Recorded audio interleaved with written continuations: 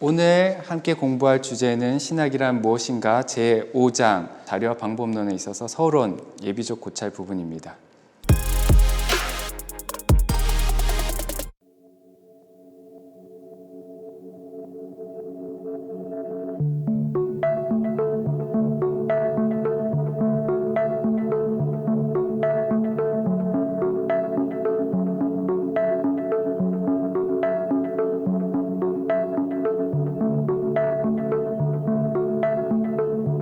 신은 존재하는가? 신은 어떤 존재인가? 하나님은 존재하는가? 하나님은 어떤 분이신가? 이 질문은 많은 신앙인들에게 중요한 질문입니다. 근데 신앙인들뿐만 아니라 신앙이 없는 일반인들에게도 중요한 질문입니다. 단순히 호기심을 넘어서 실존적인 문제랑 연결되어 있기 때문입니다. 인생의 의미와 목적, 죽음 이후의 삶 등과 관련되어 있기 때문에 그렇습니다. 이 중요한 질문에 대해서 성찰하는 학문 분야가 바로 신학이라고 말할 수 있습니다. 알리스터 맥그레스가 신학의 정의를 소개해 준 게 있는데요. 저는 이게 마음에 들어요. 신학이란 곧 기독교인들이 예배하고 흠모하는 하나님에 대한 성찰이다. 기독교인들이 하나님을 예배하고 흠모하고 사랑하고 있거든요. 근데 그분이 어떤 분인지를 알고자 노력하면서 성찰하는 것이 신학이라고 얘기를 합니다. 근데 원래 기본적으로 이제 신학의 대상은 하나님이신데 이게 신학이 발전하면서 범위가 좀 넓어졌어요. 그래서 기독교 신앙의 핵심 개념들에 대한 체계적 연구를 오늘날은 신학이라고 부르고 있습니다.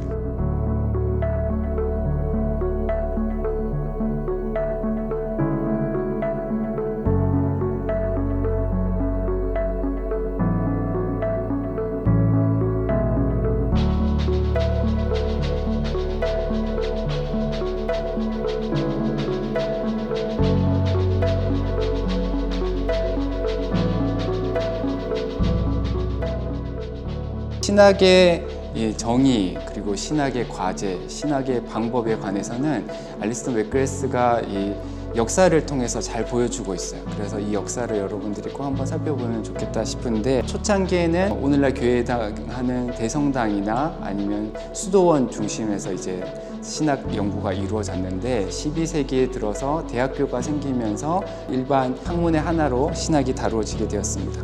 그리고 계몽주의를 거치면서 대학교가 세속화되기도 했고 또 최근에는 종교다원주의 영향 하에서 대학교가 전과는 다른 이제 환경 속에 놓이게 되었는데요. 그러한 신학하는 환경의 변화에 따라서 신학의 과제도 달라지고 신학의 방법도 달라졌다라는 걸 생각해 볼 수 있습니다.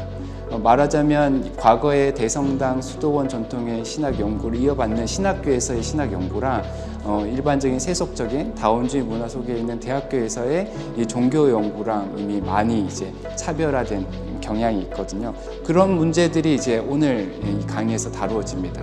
프롤레고메나라고 불리는 건데요. 프롤레고메나라는 것은 신학의 핵심 내용들을 본격적으로 다루기 전에 어디에서 출발해야 되는지, 어떤 자료를 사용해야 되는지, 어떤 절차, 어떤 방법을 따라야 되는지에 대해서 이제 다루는 분야라고 말할 수 있습니다.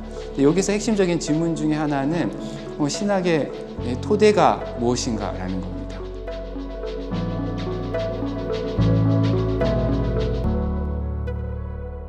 신학의 토대라는 게 있는가? 토대가 있다면 그 토대는 신앙인들만 공유하는 토대인가? 아니면 신앙이 있든 없든 모든 사람들이 공유할 수 있는 토대인가?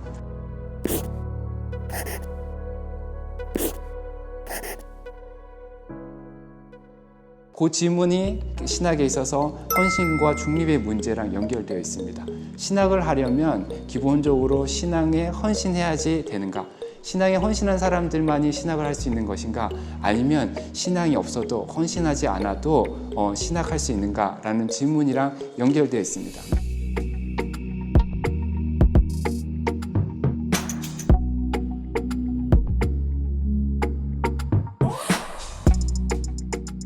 맥그레스는 기본적으로 이제 전자의 과정을 따르죠. 신앙을 전제한 신학을 다루고 있고 여기에서 소개하고 있습니다. 그렇지만 이성을 존중해주고 그리고 문화에 대한 기본적인 존중의 자세가 있기 때문에 일반 종교학 연구에 대해서도 이제 부정적인 생각을 갖고 있지는 않습니다. 다만 그 한계를 인정해야 된다고 말할 따름입니다.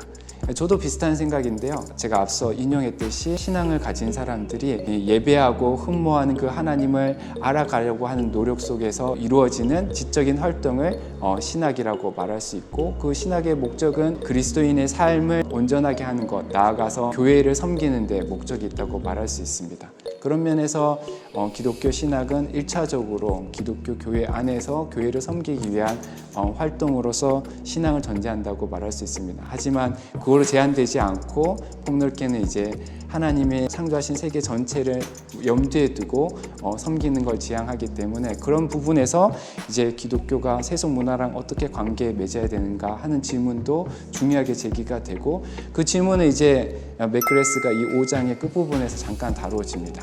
아마 여러분들이 기독교 신학의 역사를 공부하면서 조금 공부하셨겠지만 가장 대표적으로 유스티누스 그리고 테르툴리아누스 그리고 성 아우구스티누스를 중심으로 이 세속 문화를 적극적으로 받아들이는 입장 그리고 세속 문화에 대해서 이제 배척하는 입장, 세속 문화를 비판적으로 수용해서 신학에 활용하는 그 세 가지 입장을 이야기를 하고 맥그레스는 그 중에서 이제 세 번째 입장을 따라서 이제 신학을 여기서 전개하고 있습니다. 저는 그 입장이 아주 건전하다고 생각이 들고 우리 한국 교회에 꼭 필요하다고 생각이 듭니다.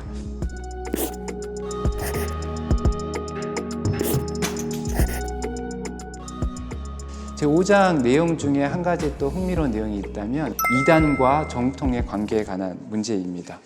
정통이 무엇인가? 아마 신학을 공부하시는 분들이 제일 궁금해할 문제, 이슈라고 생각이 드는데요.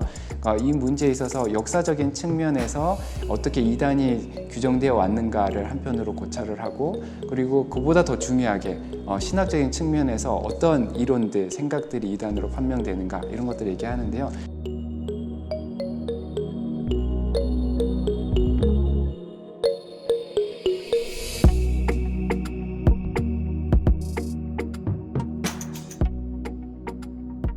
가장 중요한 거는 맥그레스는 19세기의 독일의 신학자 슈라이언 마이어를 얘기를 하는데 기독교 신앙의 핵심, 오직 그리스도를 통한 구속이라는 이 핵심 신앙을 지지할 수 있는 신학적인 개념, 사상은 정통이 될 수 있지만 그 핵심적인 사상을 비껴가거나 왜곡하거나 거기에 도달하지 못하는 생각들은 이단으로 판정 내릴 수 있다라고 얘기를 했고 그걸 이제 맥그레스가 아주 긍정적으로 수용을 합니다. 그럼 여기서 다시 던져질 수 있는 질문이 그러면 기독교 신앙의 핵심이 뭐냐?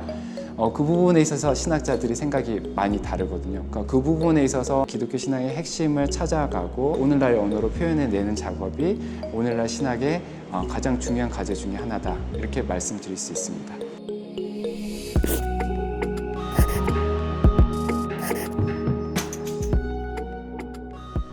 이번 시간에는 서론 부분을 다루었습니다. 그러니까 기독교 신학이란 기독교인들이 예배하고 흠모하는 하나님에 대한 성찰이다. 기독교 신앙의 핵심 개념을 체계적으로 이해하려고 하는 노력이다라는 점을 여러분들이 꼭 기억해 주셨으면 좋겠습니다. 오늘 강의 어떠셨는지 댓글로 남겨주시면 감사하겠습니다. 다음 시간에 또 뵙겠습니다.